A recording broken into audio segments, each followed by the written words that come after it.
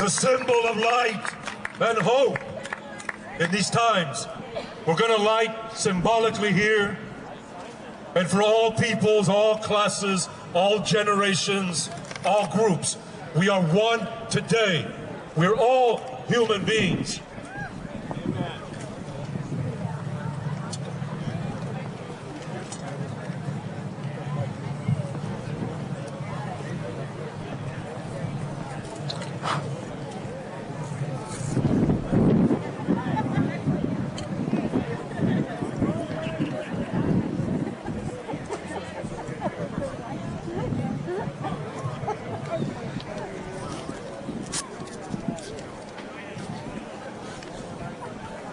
The wind has a lot of power today, but we will light the candle.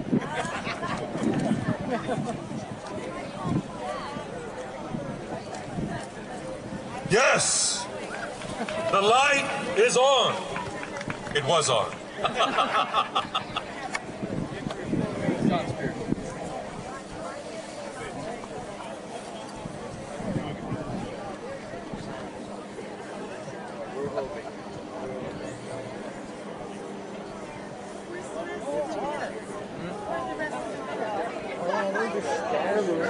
Still someone. They're trying to light the candle, but I don't think there's much of a picture. This time, in this day and age, here for our future generations, this is what I ask the world to do. President Bush and the rest of Congress and the American people to step up, to listen to the indigenous voice of this land here. These things that they call nuclear power have been raped from Mother Earth, taken not by choice, but by force.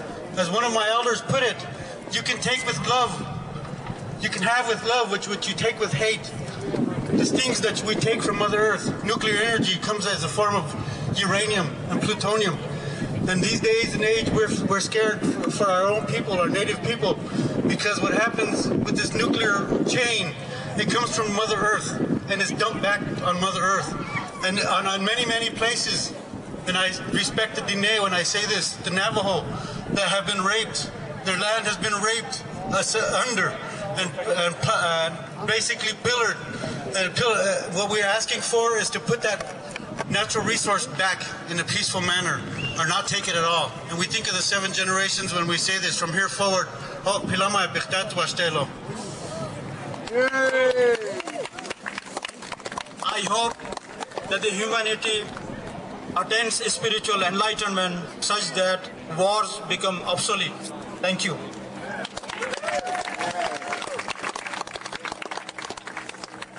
My hope for today, my hope for every day, as we go from despair to hope, from hope to action, from action to a world that is healed, where everyone is free, and where our dignity is maintained as our right. Amen.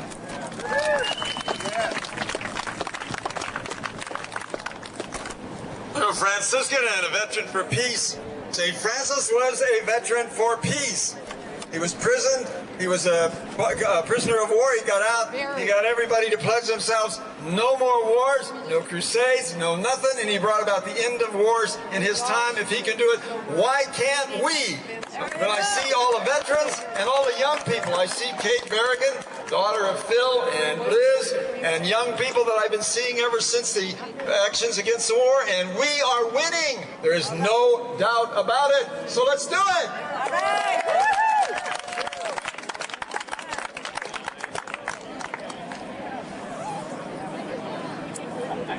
My hope, as someone who represents a spiritual tradition that sees the earth as sacred and as a living being that we're all a part of, is just that we can come around and wake up as a species and begin to honor the earth and understand that we are all part of the earth.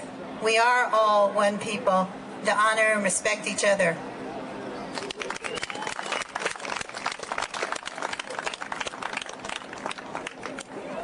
As a Buddhist, we would hold this candle for enlightenment, but there's enough light in this park now for us to see each other and for us to see the hope of peace and the coming reality of peace.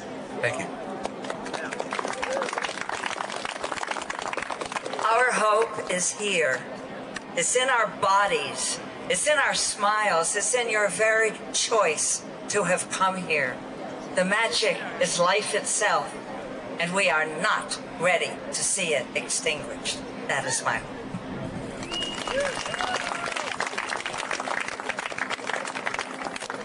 I'm here to honor my mother, the earth, and to sing for her, and to gather and to unify us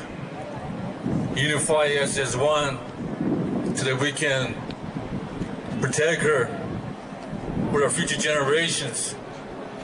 And that's what my piece is, my wish. Thank you.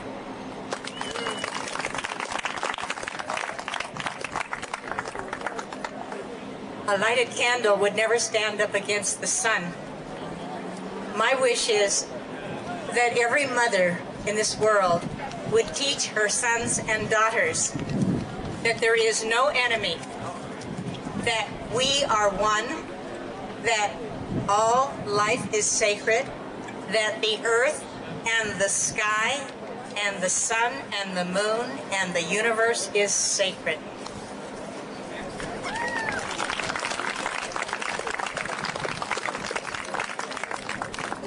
I'm Bill O'Donnell. I'm here because I love you. I'm not here because, secondarily, I'm here for this stupid lab. When 700 PhDs get together and plan and design how to destroy the world, that's stupid. And they're PhDs. How do you figure it? Yeah. Also, 23 years ago, last January, 8 of us came out for the first time, first protesters, and Eldred was our leader. Eldred died a couple of weeks ago. I dedicate this action today to Eldred, who was my inspiration, and he was an atheist. He was inspiring. He was. He had the moral guts to take on the federal government here at the Livermore Lab, and that's what gives me hope. You and Eldred and so many people are going to tear these walls down. Thank you.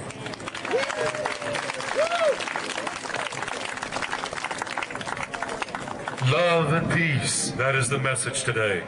We are one, and as it was said here, we do have the light. Thank you for being here today, and you'll all get a chance to speak to some of these spiritual leaders. If you have questions, if you need some strength, some inner touch.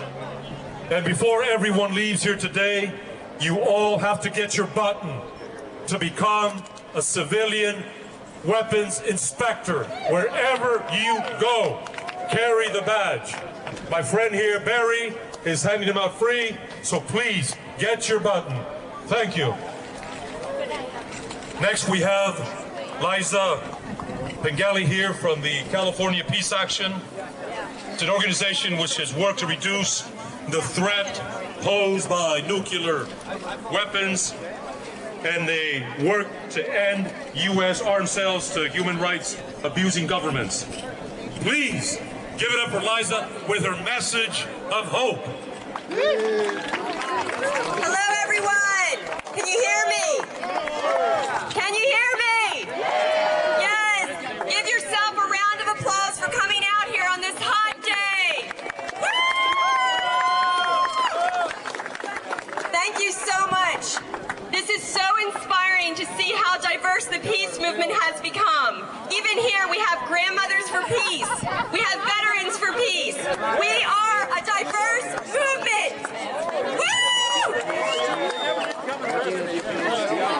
Last year, on the anniversary of the bombing of Nagasaki, the mayor of that city stated, "The abolition of nuclear arms through mutual understanding and dialogue is an absolute precondition for the realization of a peaceful world. It is up to us, ordinary citizens, to rise up and lead the world to peace." Thank you for rising up.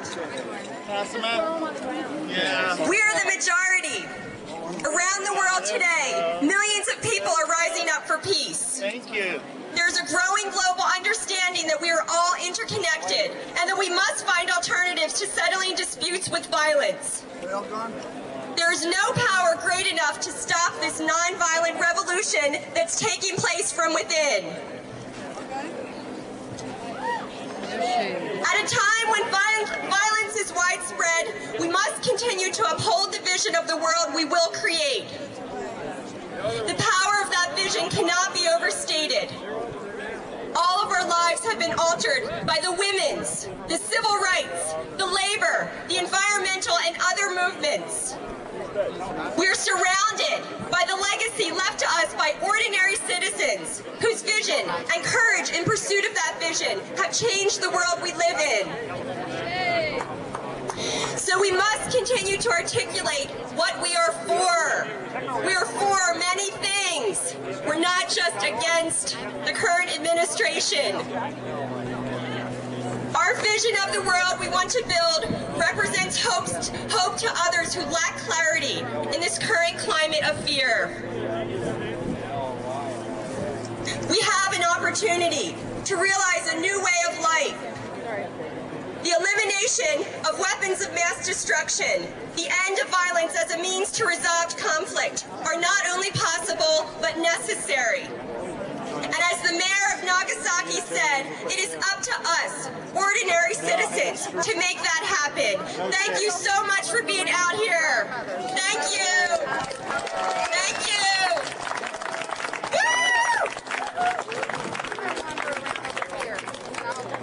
Woo! Words of power, yes. And talking about words, words can be spoken and they have an impact.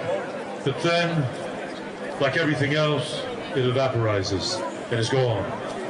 But the written word becomes immortal. And here today we have someone who is immortalized in our conscience in these times, in this century, words that will reign for the next 100 years. William Rivers, Pitt, is an internationally best-selling author of 3 books. War on Iraq, What Team Bush Doesn't Want You to Know, and the greatest edition is Silence, and Our Flag Too. Please give it up for one of the greatest writers of our time. He is the managing editor and senior writer for Truth Out Organization.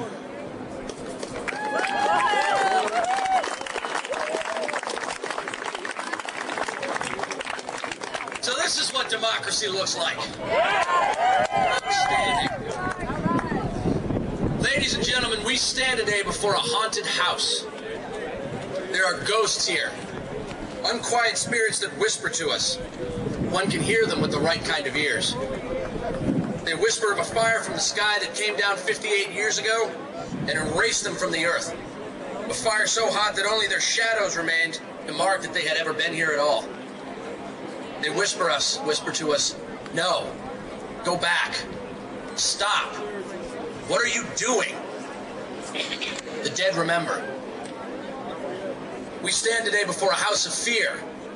It was fear that birthed this place.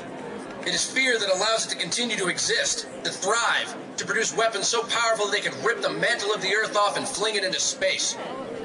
Fear begets fear. We've heard much lately about weapons of mass destruction, about far-flung nations that hold, or so we are told, the ability to deliver poison and death to us on a whim. Yet we do not hear that such weapons, real or otherwise, came to be because of what happens in places just like this. It was fear that birthed the arms race. It was fear that spread it across the planet. It was fear that motivates other nations to be like us, to gather these terrible weapons to them for protection, against us, from us. It is fear that motivates the productions of things like mini nukes, smaller bombs whose very existence make a nuclear exchange more likely. It will be fear that brings us to use them in the end. The time has come to stand in defiance of that fear, to repudiate those who wish to make us afraid so we can be cowed into the acceptance of the utterly unacceptable. Wendell Phillips said, "Revolutions are not made, they come." The time has come for a revolution against fear, against those who peddle nightmares for their own purposes. The dead remember. Remember the dead. Fear nothing but the idea that fear serves anything other than itself. If we can do that, we will return one day to this place and find it empty and dark and choked with weeds. We will listen to the whispers of the ghosts in this place who will say, simply, thank you. Thank you.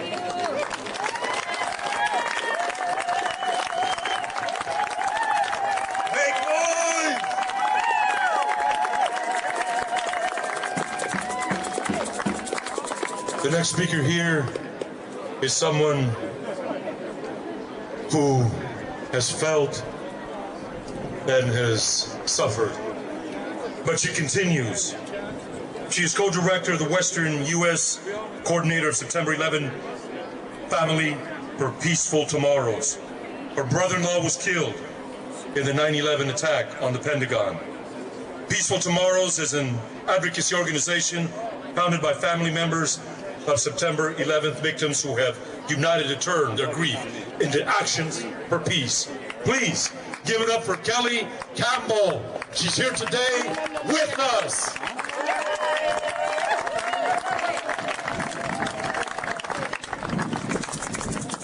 I stand here today as someone who knows what it feels like when other human beings have decided that for their cause it is justifiable for them to kill other people on this planet. Because Craig was killed on September 11th, I've come together with members of my family and members of families across the country and across the world who lost loved ones on September 11th to say that our grief is not a cry for war.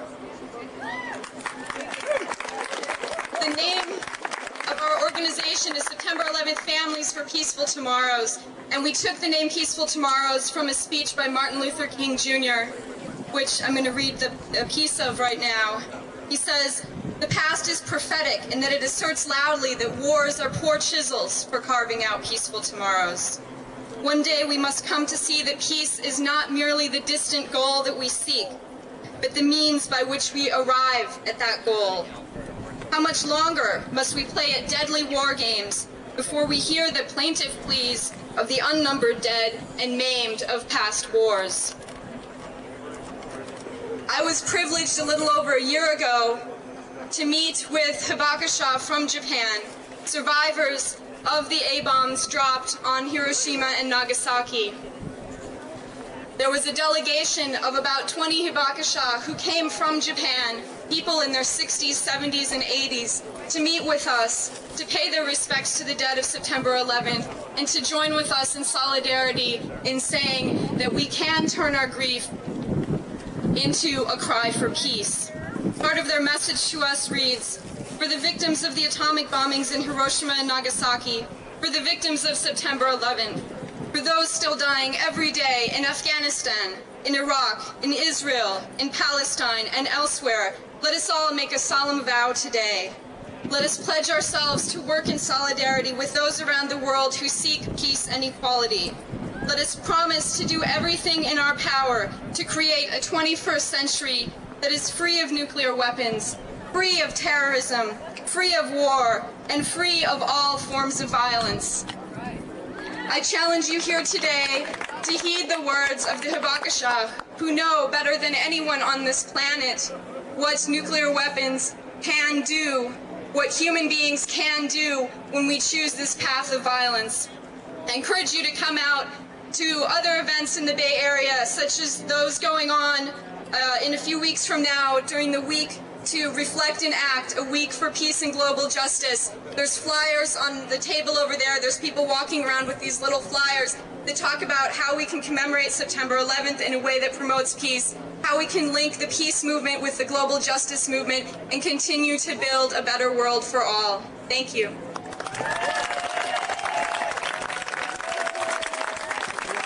Kelly Campbell. They're giving out maps. There's going to be sites around the lab. with spiritual leaders. And if you want a map or want to know where you're going to be exactly, go to the booth there, and they're handing out maps to everyone. The next speaker here is someone who understands and who has lived the consequences of war, and later devoting himself to a path of peace, victimized by those machines of destruction.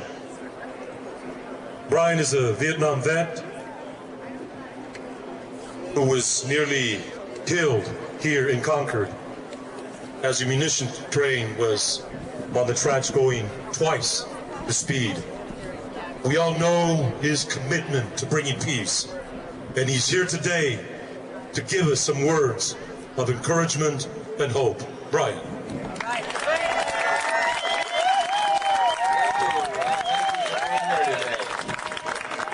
It was 34 years ago yesterday that I got back to the United States from Vietnam, where I had my wake-up call.